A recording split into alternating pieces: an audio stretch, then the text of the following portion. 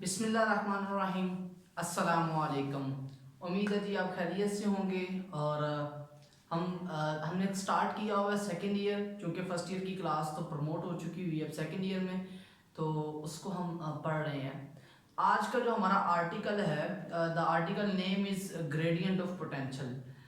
इसमें बेसिकली हम पोटेंशियल को ही सॉल्व करेंगे, लेकिन पोटेंशियल को हम इलेक्ट्रिक इंटेंसिटी के साथ रिलेट करने जा रहे हैं। लेकिन वर्ड मैंने ऊपर जो मेंशन किया है दिस इज ग्रेडियंट। ग्रेडियंट को समझना बहुत ज़रूरी है। ग्रेडियंट क्या चीज़ होती है? सबसे पहली बात, आपको एक चीज़ याद करवा देता हूँ। आपने पढ़ा था रेट ऑफ। फिजिक्स में जब भी हम रेट ऑफ की बात करते हैं तो हम कहते हैं कि आप किसी भी फिजिकल क्वांटिटी को जब आप टाइम से डिवाइड करते हैं तो आपके पास आप कहते हैं this is the rate of that term. लेकिन अगर आप किसी भी क्वांटिटी में वेरिएशन देखना चाह रहे हैं with respect to the displacement और with respect to its position, तो हम कहेंगे दिस इज द ग्रेडियंट। तो आपने क्या करना है इस आर्टिकल में, पोटेंशियल को विद रिस्पेक्ट टू डिस्प्लेसमेंट या विद रिस्पेक्ट टू पोजीशन उसमें क्या वेरिएशन आती हैं वो देखनी है। और सेकेंडली आपने क्या देखना है, आपने देखना है कि आपके पास उसमें क्या क्या चेंजिंग्स आ सकती हैं। तो हम अपने इस आर्टिकल को स्टार्ट करते हैं। आर्टिकल को स्टार्ट करने के लिए हम सबसे पहले जो बेसिकली इसमें डेफिनेशन इस्तेमाल करेंगे वो पोटेंशियल डिफरेंस की होगी। और potential difference as per definition हमारे पास क्या आ जाता है, by definition delta V is equal to the work done per unit charge. ये एक डेफिनेशन थी, लास्ट आर्टिकल में आप लोग पढ़ चुके हुए हैं। और उस आर्टिकल की डेफिनेशन में आपने ये पढ़ा था कि जब आप किसी भी चार्ज को एक इलेक्ट्रिक फील्ड के अंदर मूव करवाते हैं तो अगेंस्ट द फील्ड उसको मूव करवाने के लिए हमें जो वर्क करना पड़ता है ना, अगर उसे यूनिट चार्ज से डिवाइड करेंगे तो आपके पास उन दो पॉइंट्स जिनके अगेंस्ट आपने मूव करवाया हुआ है, these points are basically A and B, तो वो आपके पास क्या कहलाएगा, उन दो पॉइंट्स के दरमियान पोटेंशियल कहलाएगा। तो आप बेसिकली क्या कर रहे होते हैं, पोटेंशियल डिफरेंस ले रहे होते हैं। अब पोटेंशियल डिफरेंस की बात करते हैं, हम कहते हैं कि V B minus V A will be equal to the work done per unit charge. अच्छा जी, अब बात करते हैं, मेरे पास ये एक सरफेस है और एक ये सरफेस है। This is surface B, this is surface A. इसीलिए वी बी का पोटेंशियल ज्यादा है, वी ए का पोटेंशियल कम है। ये आपके पास पॉजिटिव है और ये आपके पास नेगेटिव सरफेस है। अच्छा जी, हुआ क्या है, हुआ यूं है कि आपने एक चार्ज को मूव करवाया है नीचे से ऊपर की तरफ, ये आपका चार्ज है और ये उसके डिस्प्लेसमेंट की डायरेक्शन है। हम चार्ज को मूव करवा रहे हैं ना, और उसकी मोशन क्या है, नीचे से ऊपर की तरफ है। वर्क कर रहे हैं तो वर्क तब ही होगा जब आप चार्ज पर मूव करवाएंगे। अब इसमें जो इलेक्ट्रिक इंटेंसिटी है उसकी डायरेक्शन है डाउनवर्ड। अगर आप डेफिनेशन देखें ना इलेक्ट्रिक इंटेंसिटी की, तो वो आ जाती है E is equal to the force per unit charge. ये डेफिनेशन है मेरे पास इलेक्ट्रिक इंटेंसिटी की। अब इलेक्ट्रिक इंटेंसिटी एक वेक्टर क्वांटिटी है और वेक्टर क्वांटिटी की डायरेक्शन क्या होगी, वही डायरेक्शन होगी जो फोर्स की है।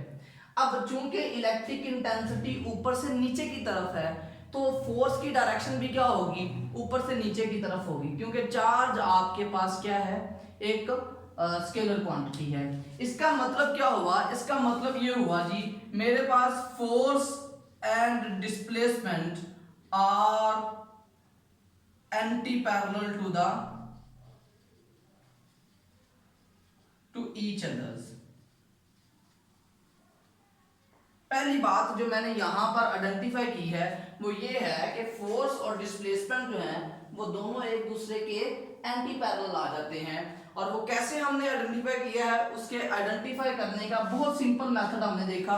हमने फोर्स की डायरेक्शन देखी और डिस्प्लेसमेंट की डायरेक्शन आपने देख ली।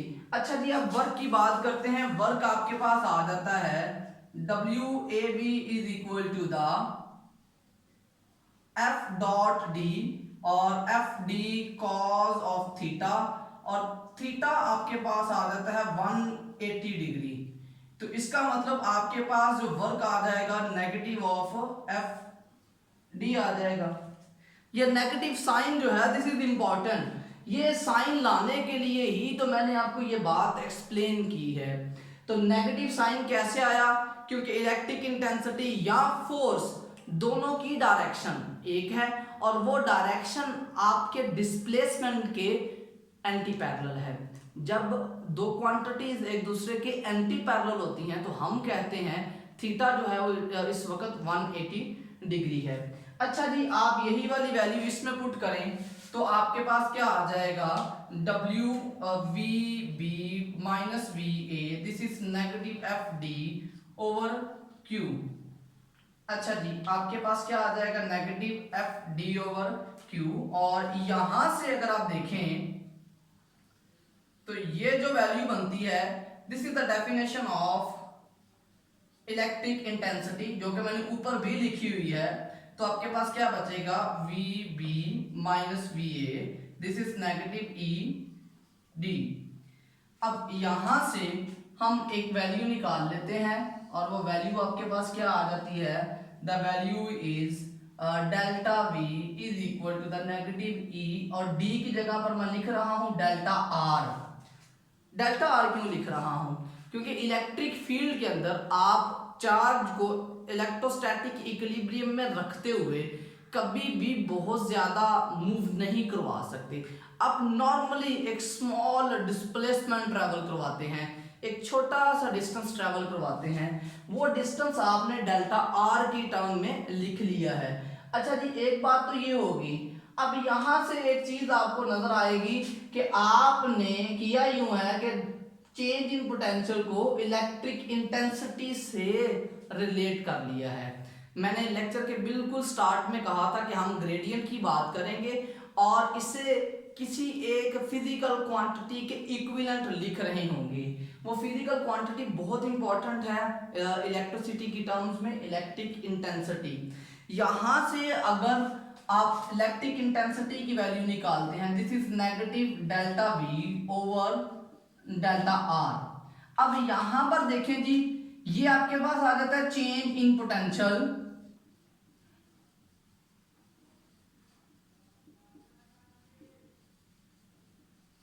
और ये जो टर्म है ये आपके पास आ जाता है चेंज इन पोजीशन। अब ये टर्म मैक्सिमम वैल्यू आपको देती है, ये टर्म आपको क्या बता रही होती है, मैक्सिमम वैल्यू बताती है, लेकिन नेगेटिव साइन होने की वजह से वो कम की तरफ जाना शुरू कर देती है। अब इसका मतलब क्या हुआ, डेफिनेशन अगर हम लिखें इलेक्ट्रिक इंटेंसिटी की, वो आपके पास क्या आ जाती है, इलेक्ट्रिक इंटेंसिटी की अगर हम बात करते हैं, हम लिखते हैं negative of gradient of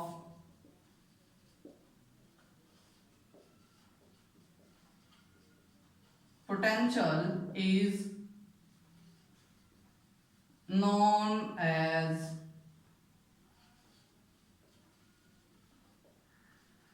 intensity of field। ये बड़ी इंपॉर्टेंट बात मैंने लिखी है, मैंने लिखा ये है कि negative of gradient of potential, आपका जो पोटेंशियल होता है उसका अगर आप ग्रेडियंट लें, वो जो ग्रेडियंट, अब ग्रेडियंट की टर्म मैं बिल्कुल स्टार्ट में डिस्कस कर चुका हूं कि अगर आप किसी भी क्वांटिटी को पोजीशन के रिस्पेक्ट से उसका चेंज लेते हैं तो वो जो चेंज आपको मिलेगा वो चेंज बेसिकली क्या बताएगा, ग्रेडियंट ऑफ दैट टर्म्स बता रहा होता है। तो यहां पर जो मैंने बात आपको एक्सप्लेन कर दी है वो मेरे पास आ जाती है negative of gradient of potential. यहां पर एक चीज तो आपके पास ये आ जाती है, अगर हम बात करें ना इलेक्ट्रिक इंटेंसिटी का यूनिट, इलेक्ट्रिक इंटेंसिटी का यूनिट आ जाता है फोर्स पर यूनिट चार्ज से न्यूटन पर कूलम, और यहां से अगर हम यूनिट निकाले तो हम निकालते हैं delta we over delta R से आ जाता है वोल्ट पर मीटर।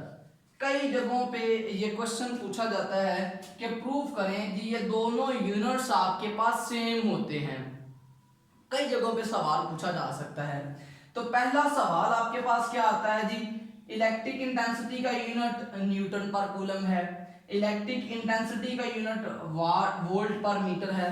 अब दोनों एक फिजिकल फार्मूला से आपने यूनिट्स लिखे हैं तो ऑब्वियसली दोनों ही ठीक होंगे। हम प्रूफ कर लेते हैं। हम करेंगे यूं कि एक फार्मूले से शुरू करते हुए दूसरे तक चले जाते हैं। अगर आप एक यूनिट से एक फार्मूले से स्टार्ट करते हुए दूसरे तक किसी ऑथेंटिक फिजिकल मेथड को यूज करते हुए पहुंच जाते हैं तो इसका मतलब आपका यूनिट जो है वो ठीक होगा। तो हम स्टार्ट करते हैं basic formula as E is equal to the force per unit charge. तो मैं यूनिट्स की बात कर रहा हूं इन टर्म्स ऑफ यूनिट। तो आपके पास इन टर्म्स ऑफ यूनिट क्या बचेगा, न्यूटन पर कूलम। अब न्यूटन पर कूलम की बात करेंगे। न्यूटन को हम लिखेंगे जी किसी ऐसी टर्म्स में जो आपके पास मानी जा सकती हो ना। अब आपने जाना किस डायरेक्शन में है, आप उसी डायरेक्शन की बात करेंगे। बेसिकली हम अपनी डायरेक्शन का तयन करते हैं। डायरेक्शन में सबसे पहली जो बात हम करते हैं, हम कहते हैं जी हमें चाहिए कि आपके पास मीटर आ जाए और वोल्ट आ जाए। पहली बात जो हम सीखते हैं तो उसके लिए हमें क्या करना पड़ेगा, हम डेफिनेशन इस्तेमाल करते हैं वोल्ट की। वोल्ट की डेफिनेशन आ जाती है work done per unit charge. ये डेफिनेशन मेरे पास वोल्ट की है, work done per unit charge. तो यहां से मेरे पास वोल्ट आ जाएगा जूल पर कूलम, और इस जूल की अगर हम बात करते हैं तो ये आ जाता है न्यूटन मीटर पर कूलम। ये जो टर्म है मेरे पास, ये टर्म कहां से आई है, जूल डेफिनेशन है बेसिकली वर्क।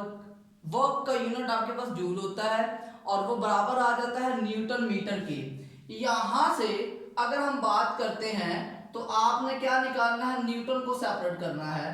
तो volt coulomb over metre is equal to the newton.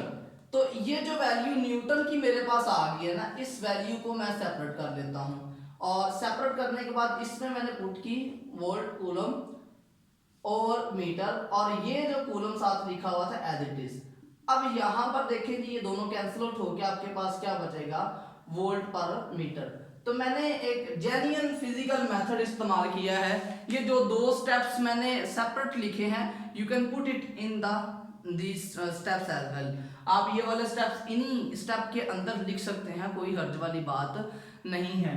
तो आपके पास क्या हुआ, आपने दोनों यूनिट्स को इक्वल प्रूव कर लिया है। तो जी स्टूडेंट, ये हमारा आज का आर्टिकल था और मेरा ख्याल है कि आप लोगों ने इस आर्टिकल में से जो चीज़ गेन करनी थी, जो आपने सीखना था, वो आप लोगों ने बहुत अच्छे तरीके से सीख लिया है। अपना बहुत ज़्यादा ख्याल रखिएगा। अल्लाह हाफिज़।